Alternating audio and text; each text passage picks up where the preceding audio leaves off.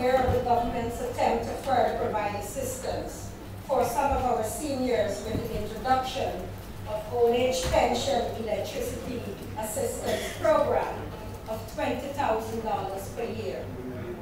I was quite impressed until I read paragraph 6.11, which states, and I quote, "This assistance will reduce the electricity charges that will have to be met by each pensioner who is a GPL customer."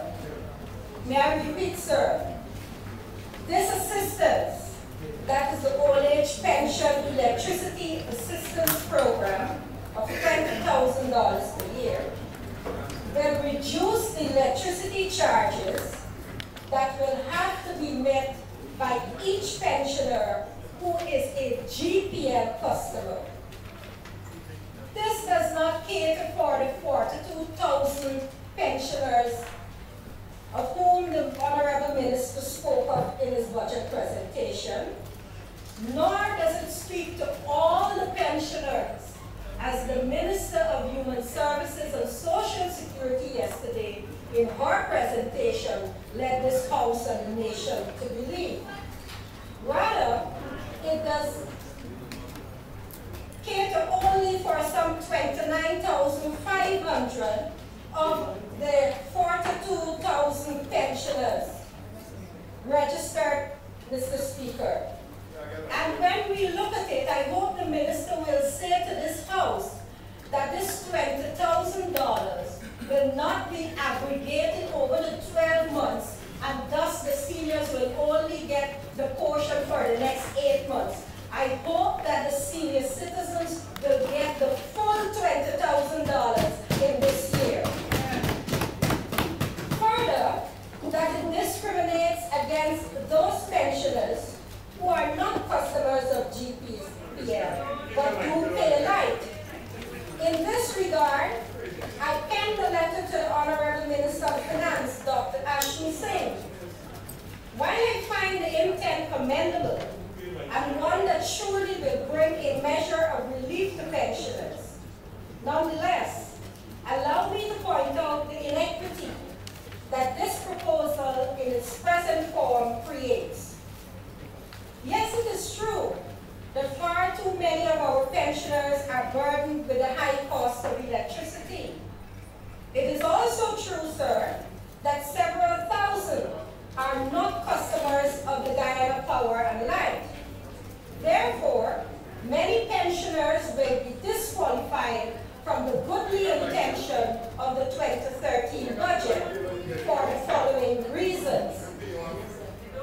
Many pensioners who reside with family members, in many instances, are required to contribute to the electricity charges, but are not consumers of GPL. Many pensioners who are tenants are often charged one rental amount, which includes rent, electricity, and water.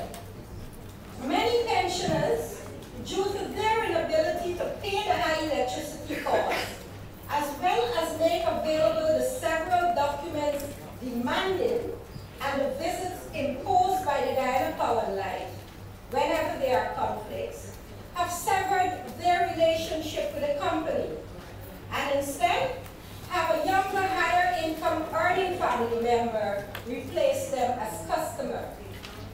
Many pensioners, sir, who are residents of indigent homes are not customers of GPL. Many pensioners who reside in some of our far-flung regions, for example, Region 8, do not have access to Guyana Power and Light, but they are supplied with electricity by private businesses.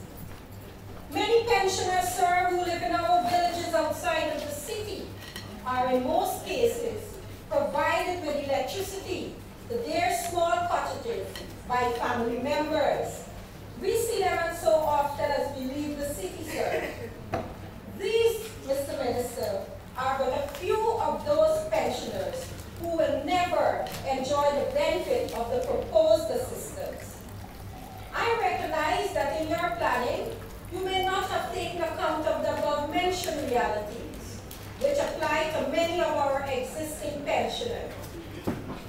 It is with the above in mind that I ask that consideration be given to add this assistance to the monthly old age pension of $12,500, thus bringing the total pensionable age to somewhere around $14,100 per month. In this way, Mr. Minister, each pensioner would definitely benefit from the electricity assistance program outlined in your 2013 budget.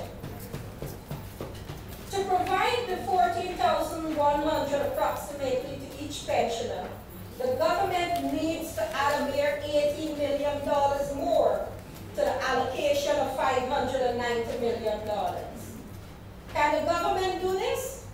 I believe, sir, that a resounding answer will be yes, they can. Mr. Speaker, Guyana's Poverty Reduction Strategy Paper 2011-2015 identified almost half of all children aged 16 and below are poor. It further indicated that this group represents more than a third of the population. Poverty many times over persists over generations, and government's efforts to provide a decent life for its citizenry must be a priority.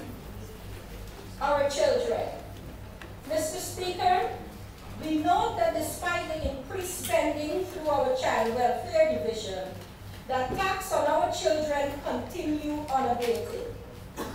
In 2012, we saw some 2,030 cases of abuse as against 1,860 in 2011, coupled with a high increase of neglected cases in 2012, totaling approximately 2,252 against 1,877 in 2011.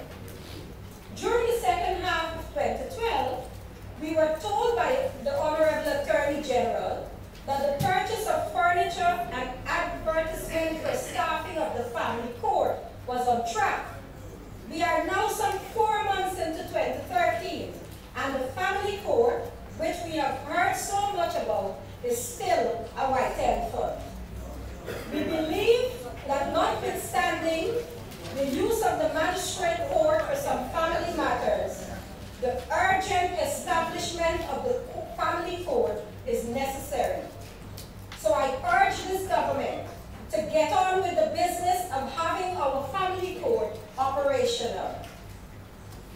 Mr. Speaker, it is with much concern that I note the high incidence of abuse and neglect in regions 3, 4, and 6. The numbers in Region 10 are also increasing. It is hoped that as we flag these regions, some special attention will be given to the welfare of our children there. What is more disturbing, Mr. Speaker, is that mothers are listed as the #1 abusers, with fathers following closely behind. This brings me to the sore issue of violence against women. Mr. Speaker, the UN Secretary General, in his message on the 1 Billion Rising campaign to end violence against women and girls, said, and I quote, "The global pandemic of violence against women and girls strives in a culture of discrimination and impunity," end of quote. Mr. Speaker, it is my humble belief that women and girls are now endangered species. It is time for our government to rise off their seats and give life to the many laws passed in this honorable house and assented to by the President, as well as the several international conventions. Mr. Speaker, last Saturday, the BBC television carried an insight into what is being done by the police in Strathclyde in the city of Glasgow in Scotland. Viewers were told that a reduction in domestic violence and violence as a whole was achieved by the police identifying those persons who during the weekend and holidays perpetuate violence on others. These persons are visited on Fridays and through the weekend and given warnings by the cops. This may not necessarily work in Guyana, but it illustrates the need for innovative approaches to the problem. I hope the police and the Human Services Agency will strive to be more innovative in dealing with this serious problem. Further, Mr. Speaker, I believe the time has also come when men and boys in our society should be our primary focus in the reduction of violence against our women and girls. Since 99.9% of the time, they are the perpetrators. Let us seek out new approaches in this national scourge. Violence seems to become the Guyanese population these days. I wish to take this opportunity, sir, to invite the House to support the motion by the Honorable Member, Ms. Deborah Backer, entitled Interpersonal Violence. Mr. Speaker, our younger girls are also in trouble and are in need of our assistance. I bring to the debate the several adolescent mothers across the length and breadth of our beautiful country, Guyana. In every community they can be found. They face the normal challenges of adolescence as well as early pregnancy and motherhood. They live in a world which makes several demands and conflicting expectations of them. In almost every case, the problem of adolescent mothers lead back to their childhood experiences. And if one should investigate further, we will find that many may have been born themselves to an adolescent mother, so the cycle continues. After a few minutes of chatting with many of these adolescent mothers, you come to establish that many of them were never exposed to self-development, nor told of the need to establish boundaries in relationships. The influence of attitudes on behavior, sexual and reproductive health, or abuse. Many adolescent mothers drop out of school before they acquire a level of education that would enable them to function effectively in society. In many cases, their illiteracy leads to them being ill-treated by health care and social workers and other persons in our society. Regretfully, time does not permit me to elaborate further, but it is sufficient to empathize that the relevant ministry has to do more to alleviate this situation. I therefore would like to suggest to the Minister of Human Services that a policy paper on adolescent mothers be presented and that some interim measures be put in place to assist this vulnerable group within our society. Mr. Speaker, it is my belief that sufficient is not being done for the differently abled in our society. The David Rose School in Thomas Land is a neglected place, and most unfortunately, it houses most of our differently abled children. Yet, Mr. Speaker, year after year, budgets are brought to this House, and there is no mention of rehabilitation works nor upgrading of equipment. I expected the minister in her presentation to tell us that these students at the David Rose School and those at other schools for the differently able have benefited from the One Laptop per Family project, and further, that special special technology programs were acquired for the differently abled children in our midst. My information, however, is that this has not happened to date. Mr. Speaker, the disability legislation speaks to buildings having access for the differently abled in our society. A check at all the newly built schools, however, would reveal that no such provisions have been made. It is obvious that the talk about integration of differently abled students into our regular school system is nothing more than talk. The government must lead by example. Mr. Speaker, there is no doubt that we have a far way to go in addressing and bringing long-term relief to the vulnerable in our midst.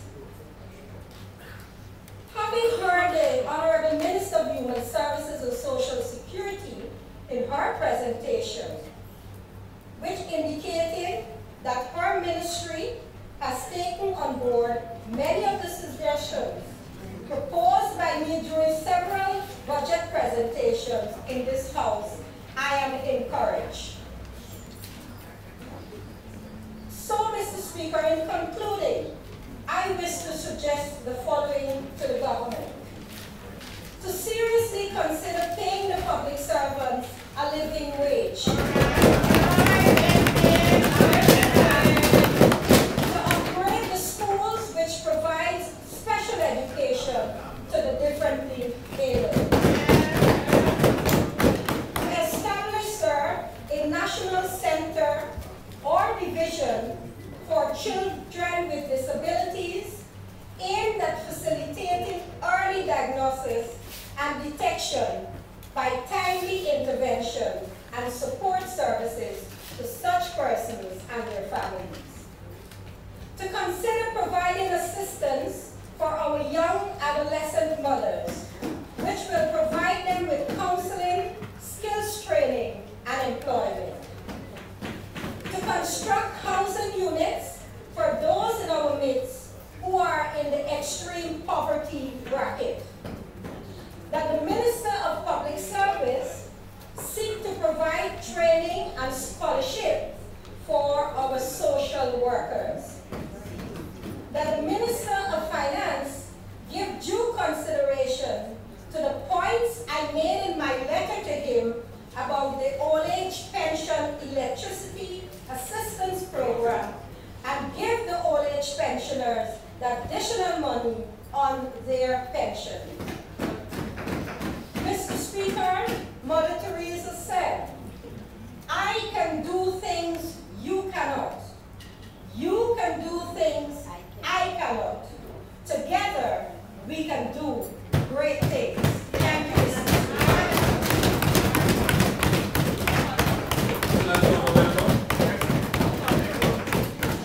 Especially in the circumstances, thank you very much.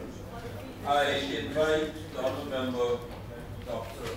Nana Gopal, Minister, to make the presentation. Thank you. Yeah.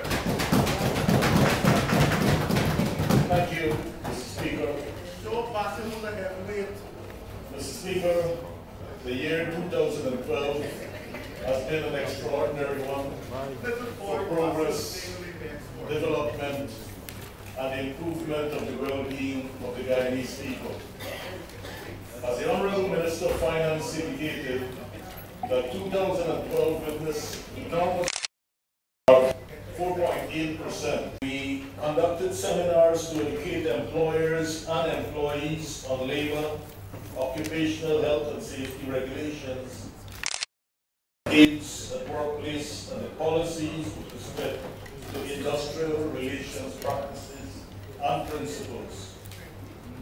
We also conciliated in disputes between employers and trade unions, and we set up tribunals based on requests by trade unions and employers, as well as on the ministry's intervention. We conducted member surveys of polls and determined trade union recognition.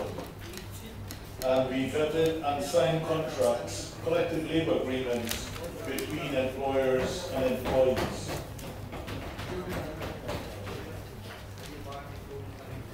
Several industrial establishments have been registered, as well as inspection conducted to boilers and inspection certificates issued. We promoted the establishment of safety committees and joint workplace committees in the areas of health and safety.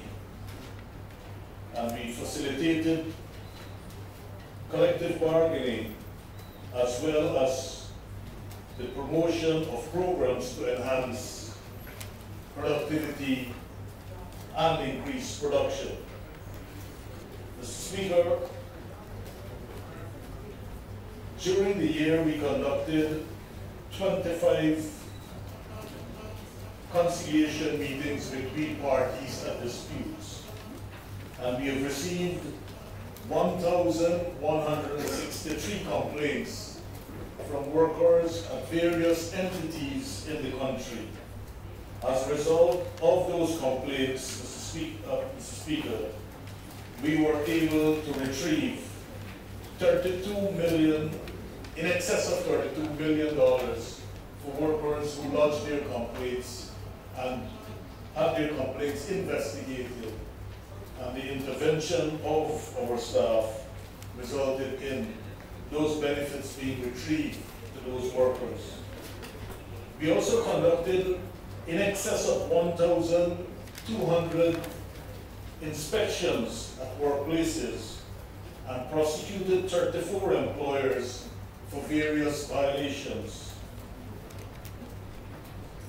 We also countersigned 16 collective agreements over the preceding years, and we have been able to, as a result of these training programs, train over 858 employees from various private sector workplaces during the year in several aspects of our labor laws and health and safety regulations. Mr. Speaker, with respect to the Central Manpower and Recruitment Agency, we are happy to report that while we have been able to place workers, we receive requests from employers for workers for vacancies to the tune of 3,800 persons, and we were able to place 2,945 workers in the private sector during the last year. Mr. Speaker, we have been able to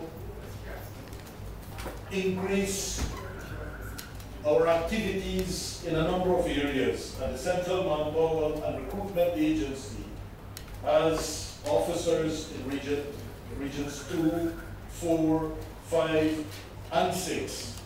Region 3 and 4 are being served by our Camp Street offices, and we are hoping to reactivate a recruitment and placement agency in Region 10. There has been, at the commencement of this year, Mr. Speaker, much more requests from employers, and we have been unable to attract persons to come forward to take up these opportunities. But at the public service level, Mr. Speaker, we have been able to create 208 new positions, while these positions attracted 796 new employees. At the same time, we were able to fill 573 vacancies in the public service, bringing a total of nearly 1,500. This has been at an unprecedented level in the public service, when public services around the world have been declining.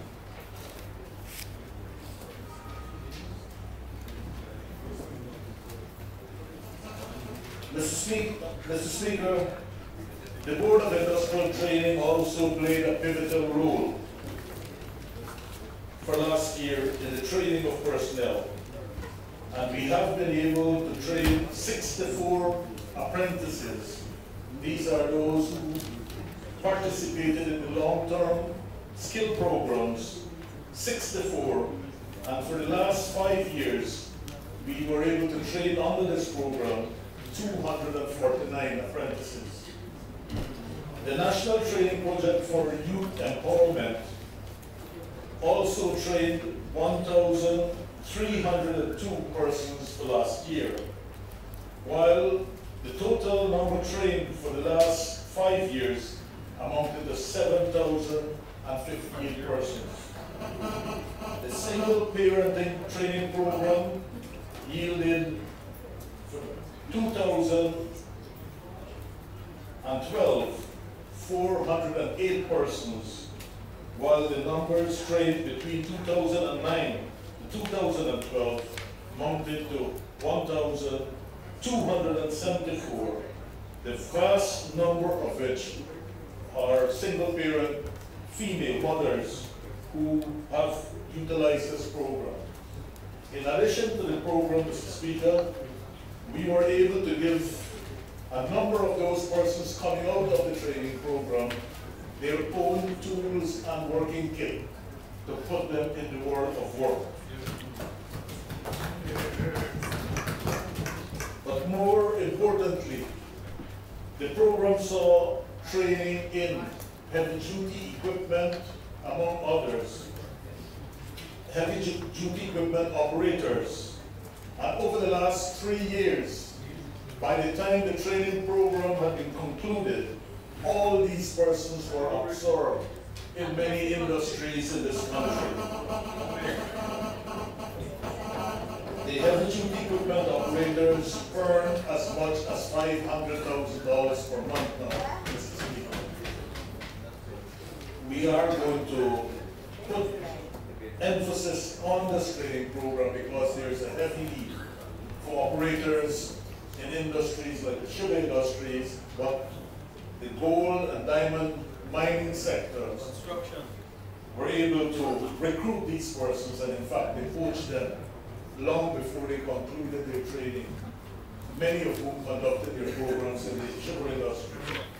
So, Mr. Speaker, the year has been a successful one in terms of training, placement of persons, and the conduct of industrial relations and maintenance of industrial peace and harmony at the workplaces. We can say that the workers have performed. We recognize the need for workers to pay more attention to the workplaces in the light of the new rates of pay which we have announced and inspections which are necessary. And as a result, we have been able to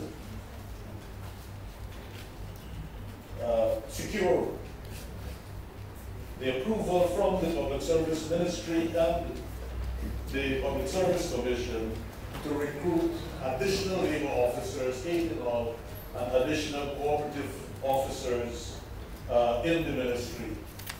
With the additional staff, we will be able to monitor these agencies to ensure compliance and to ensure that workers are not taken advantage of. Mr. Speaker, I now turn to some of the comments which have been made during this debate presentation, particularly one which addressed the issue of the Rusal arbitration and the Rusal dispute. Honorable Member Sebastian Williams indicated that he was disappointed that action has not been taken over the last year to deal with the Rusal arbitration. The fact of the matter is that the Rusal dispute dates back to 2008, 2009. And it is not a simple matter. Arbitration can be dealt with in 3 manners. One, compulsory arbitration being set up in accordance with the law based on the Essential Services Act, and 2, arbitration by mutual consent, arbitration at the request of collective agreements. The Ministry of Labor is not an enforcer, but a mediator. We only enforce the law so long as we see the violation as being critical and is in breach of certain laws. RUSAL is not like the Essential. And I was terribly disappointed when Mr. Williams, honorable member, made that evaluation and to say that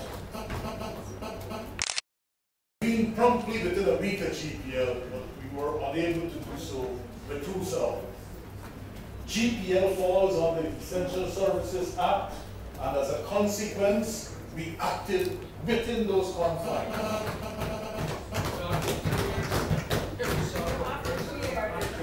It has nothing to do with NACI. It has nothing to do with NACI, but it has to do with the Act. With respect to RUSAL, Mr. Speaker, RUSAL is at a complicated case. RUSAL issues developed as a result of a strike. The strike was called, workers were dismissed. The employers also terminated the agreement because they said that the agreement was breached as a result of the strike and the manner in which the dispute started. That was not fun. Those dismissals which have occurred on the termination should have been dealt with differently. Should have been dealt with differently. It is my contention, Mr. Speaker, that the trade union representing those workers should have moved to the court instantly to seek redress on those matters. Both the violation of the agreement. It is not for the Ministry of Labor to intervene on that matter. It should have been the instance of the union. When Azaruddin was dismissed in Gaisuko in 1976, he refused to be a scout because he refused to break the strike. He was dismissed, and NACI instantly challenged that market code. It is strike law. Azaruddin got compensation, got damages. Although he was not a NACI member, he was a senior staff. That a violation had taken place. I would have been happier if the trade union had filed a writ challenging those decisions and give the courts an opportunity to adjudicate on this matter. Notwithstanding that, Mr. Speaker, I tried to intervene. And I believe that in the intervention, we acted in a way in which we could have found a way out. The employers challenged that intervention. We sought to impose arbitration, and quite rightly the union intervened. However, the union withdrew their intervention and technically withdrew the case with review because they, as Mr. Williams indicated, that I should have signed the document and not the chief labor officer. There have been precedents, Mr. Speaker. Had that case not being withdrawn, I would have found grounds to continue to argue. But having it at this stage, continued intervention saw the company taking a very tough position, a position in which they have expressed disappointment at our intervention, in that an agreement ceased to exist, a relationship doesn't exist, and as a consequence, we ought not to intervene. That new development, Mr. Speaker, has caused us to sit back to examine a way forward. We believe that we can find some solution to this dispute, but it has to be through dialogue. It cannot be through any other means. Through dialogue. We are talking, and the Honorable Prime Minister has intervened and has been speaking with the TUC on this matter, and as recent as last month, now 2 weeks ago, Mr. Speaker, and we are trying to work out an arrangement where we might be able to bring this matter to the fore. But as I said, the Ministry of Labour cannot and should not compel an employer. We can't do that under the law, except if it is under essential services. The only way we can also invoke arbitration compulsory in this matter was if the national interest was threatened. Was if the national interest was threatened. We could not do otherwise. And so, Mr. Speaker, while I empathize with the workers who have suffered in this dispute, I believe, Marcel, you should, sorry, Mr. Speaker, the Honourable Member should have, as a lawyer, representing the BGW, should have taken this matter to court. And I can tell you, there's a case where negligence occurred. The workers sued the union and the lawyers and got money. Silas Pollard against the Ghana Labour Union. You'll find out just nobody wants it in judge. Again, Mr. Speaker, the Honourable Member made a veiled threat. I consider him my friend. Made a veiled threat about the no confidence motion, but he should know. Then you know the threat has no importance. If it's your friend, you know the threat has no importance. But this is what I want to tell him, Mr. Speaker, that can you do more punt?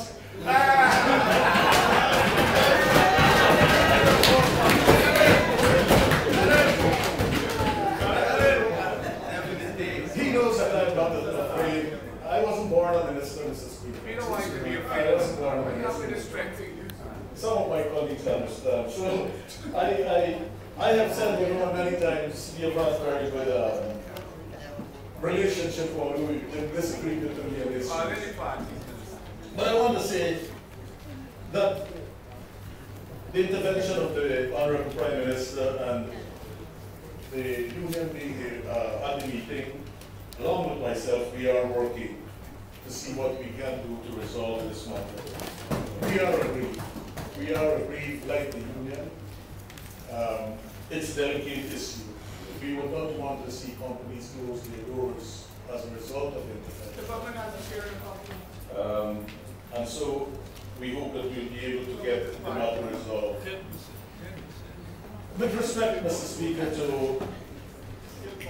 the Marriott issue where workers will quite justifiably some concerns have been raised. We have investigated this matter. We are moving there. Far from what is portrayed that there are only Chinese laborers there. There might be only Chinese labor at the plant per se times. But we have examined what is taking place there, and we're told, and we are satisfied that this has occurred, that there are 82 workers being employed by a private company, direct, since the project started, directly every day. And they are supplying to the extent of 60,000 blocks per month. Not the same thing, Minister. They have been supplying 5,000 to 1,000 cubic yards of mixed concrete per week. They have been local suppliers of sand, and the local contractor is supplying security guards at the company. So indirectly, we had a tremendous local input. But we do agree with the sentiments expressed with respect to making sure that there existing contracts to protect Guyanese workers, and we understand the complaints that have been made and the concerns which have been raised, that Guyanese workers are prioritized in these contracts. Again, Mr. Speaker, the Prime Minister has intervened, and in those discussions with the labour movement, we have been able to come up with a formula which will see an end to any doubts where contracts are being executed that Guyanese workers will prioritize in these areas. And so we agree with the concerns. The trade unions from the FITA, from the TUC area, they have expressed their concerns. We believe that a case has been made out. It has happened in countries like Jamaica and Trinidad in the past, and they have also regularized it with these contracts, taking care of these eventualities. But I must also caution, Mr. Speaker, that there are times when it is difficult to have workers in certain sections working to complete tasks within a certain time frame. If you examine what has happened with some of the big projects that we have had in Guyana, you will see that many have had shortages of labor, skilled labor, workers, to the extent that they have had to go over a year beyond the scheduled period of completion. A year beyond. The Linden Hospital Complex, Georgetown Hospital, several schools in this country, and several other large development projects in banks. Almost all the commercial banks, the new buildings which are gone up in this city and even in the country areas, they have had many aspects of shortage of labor, and they've had delays as a result. We must be concerned with that. So,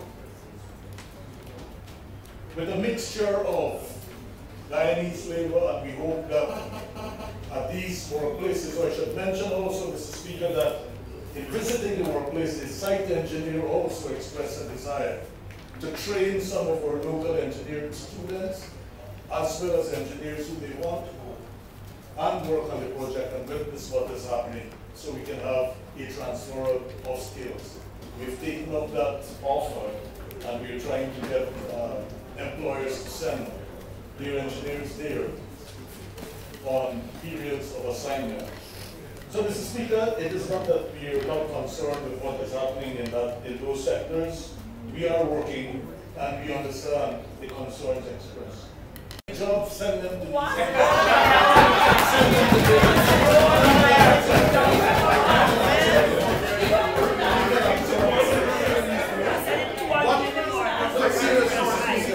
Guyanese alone has hundreds of vacancies. To you. To your office? Send them to the Central Recruitment and Manpower Agency. You see, the problem, Mr. Speaker, we believe that these days a worker comes and says, I just want to get work, I can't find jobs. But he wants to land on an engineering job if he graduated in engineering, not wanting to start at a certain level. And we have the case here where persons who are graduates working as managers leave these shores and go to other places, other countries in the United States, and they end up being security. Why train if a person goes to university to train as an engineer, he or she expects? You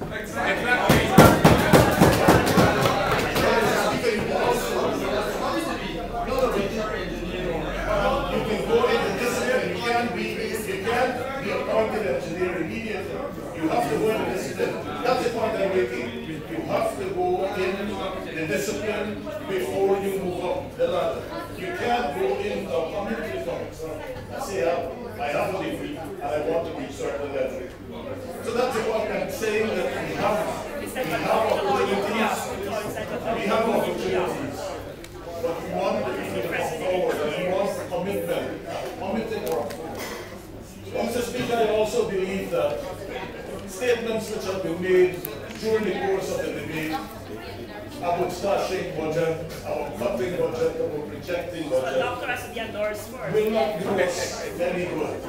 Will not do us any good. We believe the time is right, Mr. Speaker, for us to discuss with all the vigor and with all the passion, expressing our views, but at the same time we should be objective. We want to ensure that Guyana move forward. I do not think in my lifetime I've ever seen Guyana at this level of development. We don't want to take it back. The comments made by Honorable Member Mr. Greenwich and others with respect to the budget. Honorable Member, a long time has expired.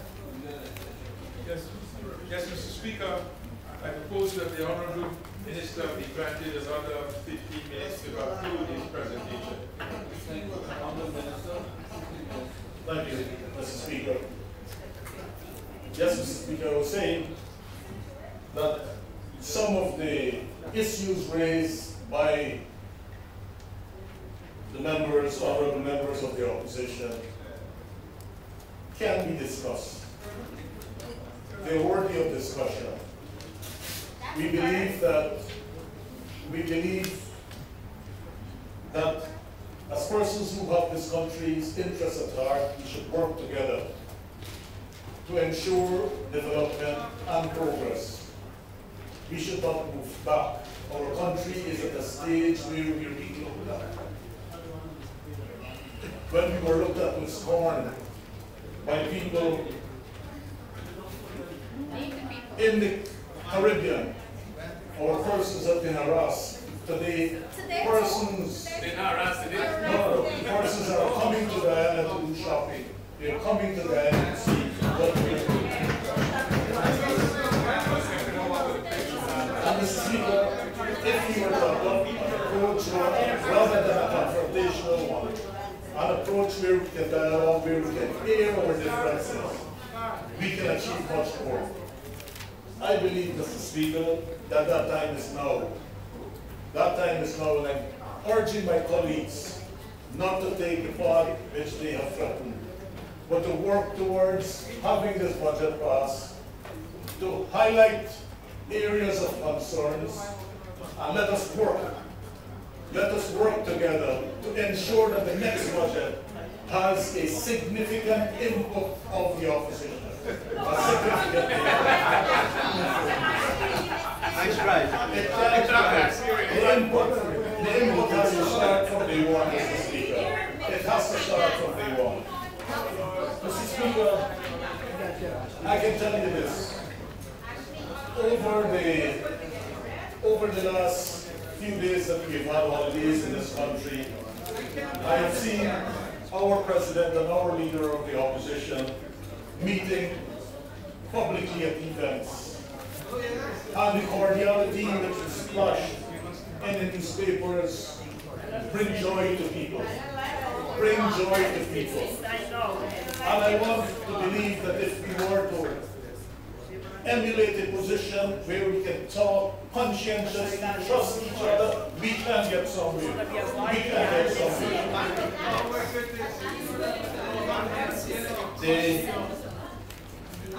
The position of fighting down the budget, irrationally seeking to knock down the budget. Yes, sir. And I'm trying to point at weaknesses where there aren't any would not solve the problem. I'm not saying that there is not room. Always there is room on issues. You're doing well, but don't try to defend. You were doing very well. Don't go to defend. I would have thought, Mr. Speaker, I can tell you this, I'll end on this note while appealing and ensuring that we end our differences. When the Honorable Ashley Singh was reading his budget, I'm told by a friend who was there in Mahika, an old pensioner said, "Oh, a young boy can do wonders for us. I hope KPNU and AFC vote PPP." You got it. You got it. You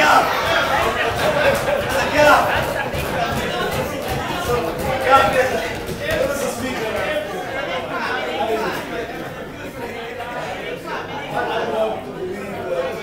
I want to believe and appeal to Cameron and Moses to come back home.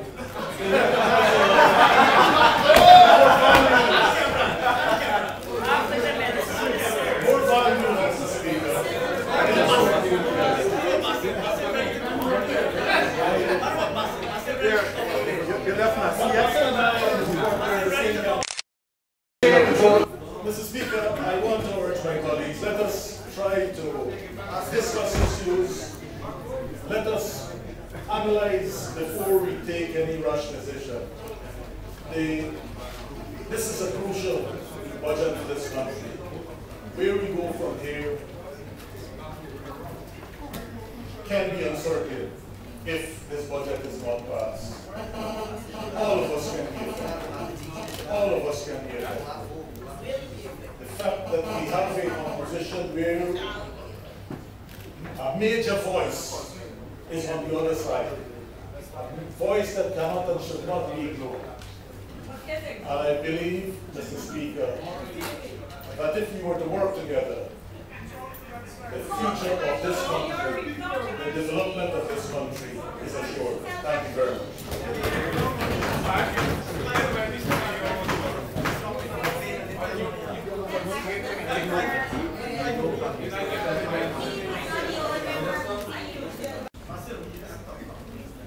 Mr. Speaker, I recall when I heard members of the other side speak of dreams, more so what they term the Guyana dream.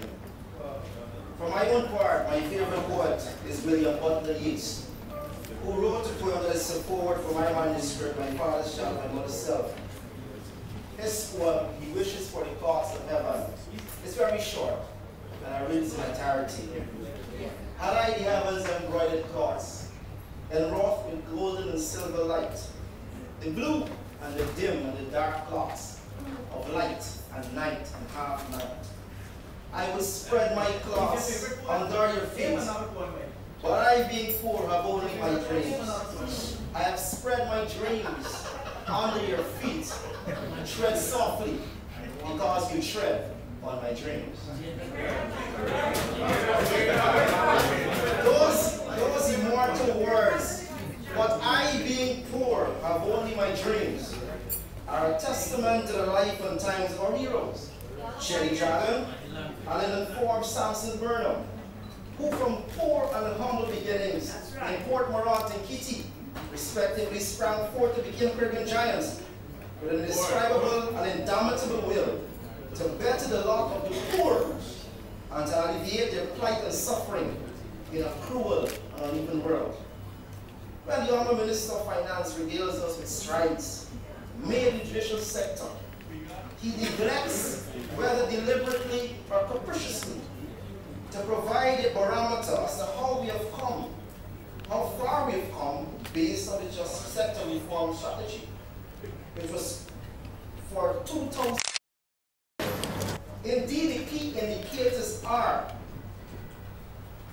adequate road safety statistics, a report of the number of police fatal shootings, number of serious crimes reported, the percentage of crimes against women, etc., number of cases prosecuted as a proportion of cases reported, case clear-up rate, proportion of successful police and DPP prosecutions, proportion of prisoners on remand, proportion of high court and magistrate court cases, including preliminary inquiries, a backlog of court of appeal cases, average numbers of adjournments for more than 1 day of magistrates and high court cases, proportion of high court and magistrates court cases referred to ADR, which is Alternative Dispute Resolution, time taken for cost assessments in civil cases, level of prison overcrowding, prisoners' deaths and illness rates, level of client satisfaction with performance of the Attorney General's chambers in respect of legal advice and representation provided. I must also posit that the aims of the strategy are fivefold, encompassing community safety, which deals with the safety and security of people and property, the criminal justice, reporting, investigation, prosecution, court processing, and sentencing of criminal justice cases, civil justice, administrative justice, which is ensuring the lawful exercise of their powers by public bodies, penal system, providing punishment, deterrent, and rehabilitation, which is the aim is to provide a more humane and cost-effective penal system, government legal services, providing legal advice and representation to government departments. The aim is to provide timely, high-quality advice, representation, and legal services by the Attorney General's chambers to other government departments.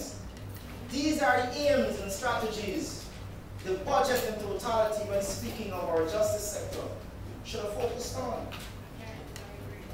But if we slide out of the PP's rabbit hole, the majority of goals set have not been achieved. And we have had 7 years already to implement a 5-year plan. The Justice Improvement Program has failed to deliver in key areas for the state improvements. Very early. I don't know how I read that, I don't know either, but what are the let us settle it outside of the tree.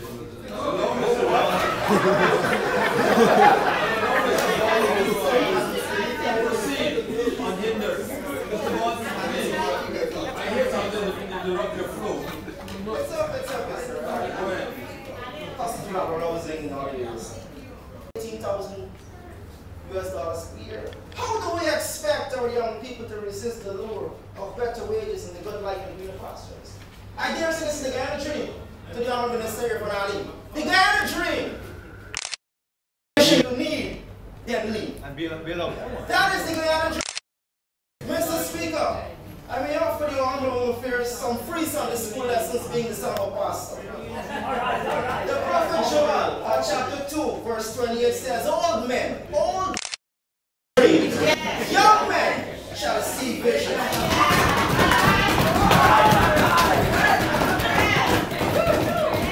Now this young honorable minister is still dreaming. Is testament to the backwardness that is symbolic of this people civic. We don't need wishy-washy, watered down pipe dreams. We need comprehensive vision for our country that engages and benefits every single woman, man, girl, and boy. There can be no greater indictment on this administration, a visible widening, divided between the haves and have-nots. We have moved from a decade of politics of socialism to politics of democratic socialism, to politics of functional democracy, to politics of dysfunctional democracy, now to the politics of impoverishment. Access to information, health, education, and justice are easy for some, but impossible for others. We're not painting a glim and gloomy picture, Mr. Speaker. These are the realities we hear and realities we face in our constituencies. Maybe they're not in your constituencies, but they're in ours. Guyana appears more divided now than ever, and Budget 2013 contributes little to bridge this gaping tear in our social economic fabric of society. I do applaud, by the way, the measures taken to bring relief to the middle class, but we must never forget the poor. I agree that we can overcome whatever challenges we face only by together. And in so doing, we will accelerate the gains for our country. With this, I do commend the Minister of Finance and the staff for the budget and the work they're doing. Thank you, Mr. Speaker.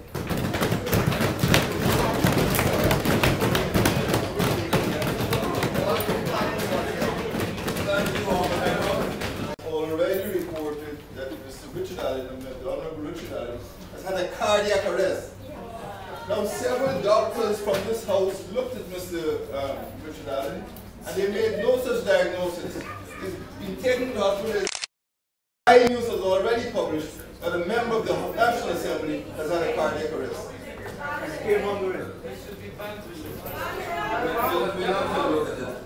Clark, I need your